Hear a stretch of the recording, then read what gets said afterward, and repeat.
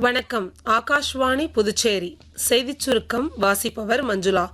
ஆகாஷ்வாணி இன்று தனது 90வது ஆண்டு நிறைவை கொண்டாடுகிறது.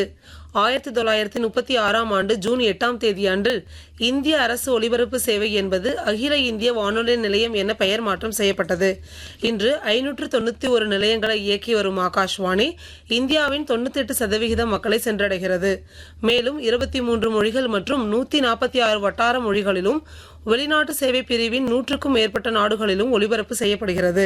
எதிர்க்கட்சிகள் ஒருங்கிணைந்த கூட்டணி கட்சிகள் பங்கேற்கும் கூட்டம் புதுடெல்லியில் இன்று நடைபெற உள்ளது.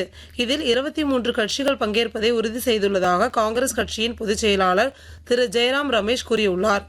உலகின் மிகப்பெரிய பொது நிதியுதவி பெறும் சுகாதார காப்பீட்டு திட்டத்தான ஆயுஷ்மான் பாரத் திட்டத்தை செயல்படுத்தும் நாட்டின் 36வது மாநிலமாக மேற்கு வங்கம் மாற உள்ளது. இதுகுறித்த புரிந்துணர்வு ஒப்பந்தம் இன்று புதுடெல்லியில் கையெழுத்தாக உள்ளது. இந்நிகழ்வில் மத்திய அமைச்சர் திரு ஜே.பி. நட்டா, இணையமைச்சர்கள் திரு பிரதாப் ராவ் ஜாதவ், திருமதி அனுப்பிரியா பட்டேல், மேற்கு வங்க முதலமைச்சர் திரு சுவேந்து அதிகாரி உள்ளிட்டோர் பங்கேற்க உள்ளனர்.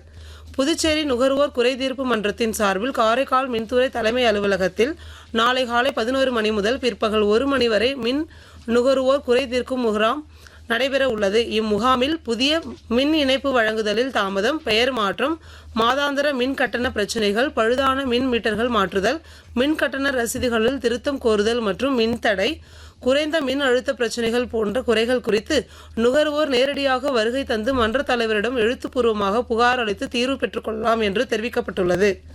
உலக யோகாசன சாம்பியன் போட்டியில் இந்தியாவின் ஹீனா ரோஜ்கர் தங்கப்பதக்கம் வென்றார். அகமதாபாத்தில் நடைபெற்று வரும் இப்போட்டியில் சீனியர் மகளிர் பி பிரிவில் அவர் இப்பதக்கத்தை கைப்பற்றினார். இப்போட்டியில் இந்தியா இதுவரை 40 தங்கம், 8 வெள்ளி, 2 வெண்கல பதக்கங்களுடன் முதலிடத்தில் உள்ளது. இத்துடன் இந்த செய்திச் சுருக்கம் நிறைவு பெறுகிறது.